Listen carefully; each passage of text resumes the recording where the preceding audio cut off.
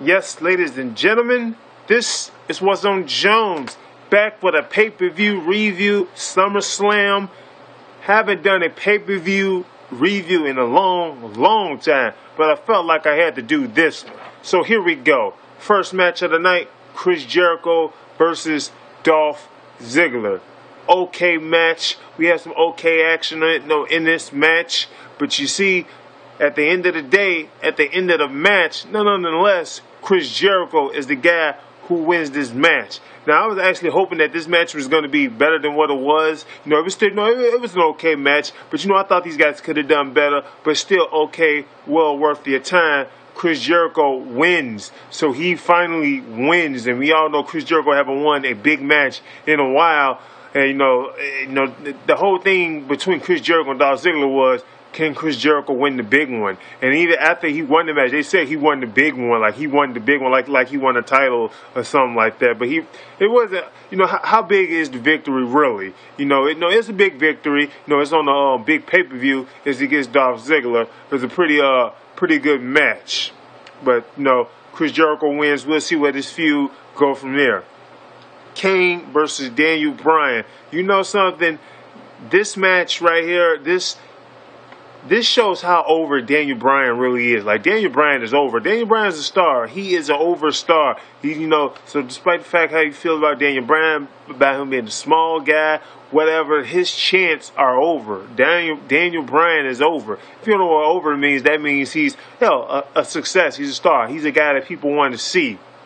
But moving on from that, the match was a pretty decent match. It was a pretty decent match between Kane and Daniel Bryan. I felt like Daniel Bryan was going to win this match. I felt like he needed it too, because he's been losing a little bit. And Daniel Bryan wins this match. He actually reverses the tombstone into a roll-up pin. So he rolls up Kane. After Kane tried to basically tombstone him. And I don't think I ever seen anybody reverse the tombstone that way. So Daniel Bryan's your winner. The next match we get Rey Mysterio versus The Miz. Rey Mysterio versus The Miz. This was another okay match. Pretty good match. Pretty good action between Rey Mysterio and The Miz. But The Miz comes out with the win here. Intercontinental Champion. The Miz, we'll see where The Miz is going from here, because we all know what The Miz used to be, like a while ago, and where he is now. He's still in a pretty good spot. Him and Rey Mysterio, they did have a good match. I like that Rey Mysterio came out in his Batman outfit. So, he come out dressed like Batman. Maybe he should do Bane next. He should do Bane next. Rey Mysterio, he comes out dressed like Batman, and these guys had a pretty good match. Rey Mysterio, your winner. Next, we get the world title match. The world title match between Sheamus and Alberto Del Rio. These guys had a pretty good match. They had a pretty good brawl. The match ended in controversy because, Sheamus had won the match, but Alberto Del Rio had his foot on the ropes, and guess what? Sheamus decided to take his foot off the ropes because the referee didn't see his foot off the ropes. Hell, the referee didn't even see Sheamus take his foot off the ropes. So, he took his foot off the ropes as he got the 1-2-3 pin. But, Sheamus had, Alberto Del Rio had basically cheated in the beginning of the match. At least he tried to cheat. He tried to have his ring announcer, what's his name? Ricardo Rodriguez, whatever his name is, I call him Retardo Rodriguez. Retardo Rodriguez gonna hand him his shoe, sneak his shoe past the referee and tries to throw it towards the referee, and he tries to throw it towards Alberto Del Rio, but Alberto Del Rio, he didn't catch the shoe. Sheamus catches the shoe and hits Alberto Del Rio upside his head, and then hits him with I think he hit him with the bro kick. I can't remember exactly, but I know he hits him with the shoe, and after that he basically got the 1-2-3 pin. Controversial call. His foot was on a rope. Alberto Del Rio's foot was on a rope, and it's clearly this feud is gonna continue. It's clearly enough that feud is gonna continue, because when something is controversial like that, it continues. That's just how it is in pro wrestling, obviously. But moving on to a match that I can give a I don't care about this damn match. I sort of don't even want to talk about it. I guess I'll review it for a couple of seconds. Primetime Players versus Kofi Kingston and R-Truth. I doubt anybody cared about this match, so I'm just going to say this. The match wasn't bad. It wasn't boring. It was a very standard match. Kofi Kingston and R-Truth won this match. Now, I actually thought the Primetime Players should have actually won, despite the fact that I didn't really care about the match, because, you know, you got a new tag team here. And it's clearly they're trying to get this tag team over. They probably should have gave these guys the tag team titles. Just saying. Probably. If you're trying to get this tag team over and you know nobody cares about this tag team division, you're trying to create newer stars in the tag team, they probably should have won this match. But Kofi Kingston and R-Truth had won this match. I'm not mad at that. Moving on to the WWE title match. John Cena versus The Big Show versus CM Punk. Really good match.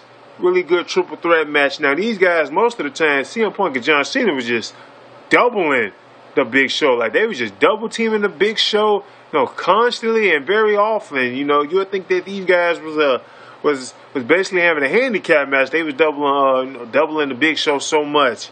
But, you know, despite the fact all the doubling, you know, Big Show, well, he held his own in the match, of course. You know, he dominated it.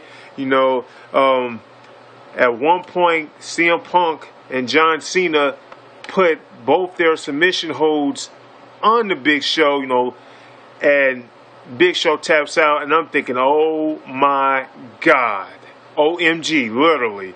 No, they are not going to end this match like that, with the Big Show tapping out to both of them literally at the same time. Are they trying to channel TNA? Because, you know, TNA has done that before in the past. I can't remember who exactly, but they've done that in the past. And I'm thinking, are these guys seriously going to end their match that way?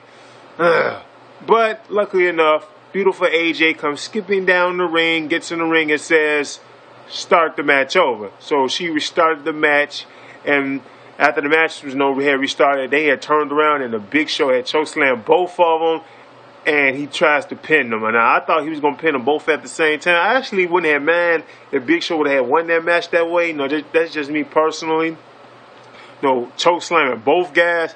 You know how dominant that would have made the Big Show look. Real dominant. So he chokeslams both of them. You know, he tries to pin them one at a time, and that doesn't work. They both kick out. You know, after a while, as the combat is still going on, you know, basically John Cena had caught the Big Show and gave him the attitude adjustment, or AF, whatever you want to call it.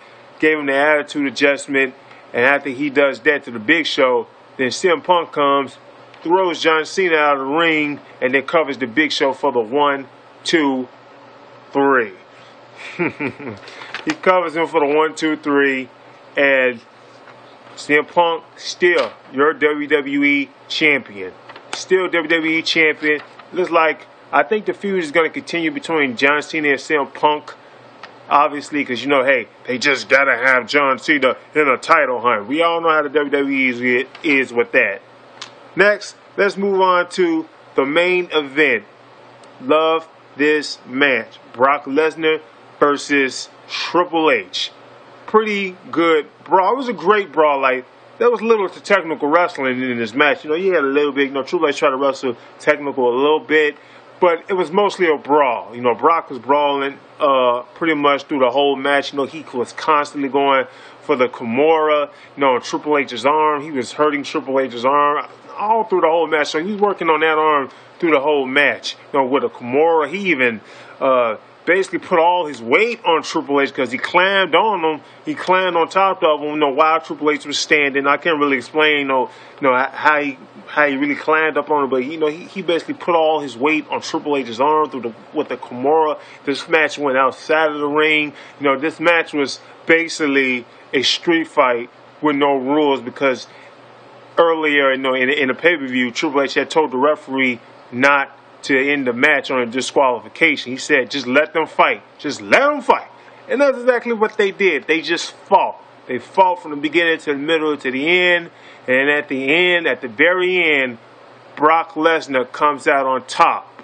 Yes. So Triple H didn't use his backstage politics. Thank God Brock Lesnar was able to win this match. And another thing I thought was weird, when Brock Lesnar got pedigreed, because he got pedigreed twice.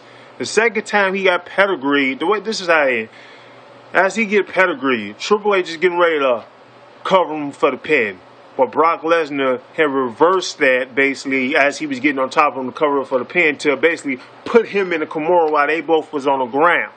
So he puts him in a Kimura and Brock Lesnar Triple H taps out. So Triple H taps out again. So Triple H was actually able to let go his ego and actually tap out to Brock Lesnar at SummerSlam. So it was a really good match. And at the end of the match, some of the fans were actually chanting, "You tapped out." It was only for a little bit and for a little while. It wasn't a long time. So that's my review. This is What's on Jones. You haven't done so, then subscribe to my channel, man. I'm out. Deuces.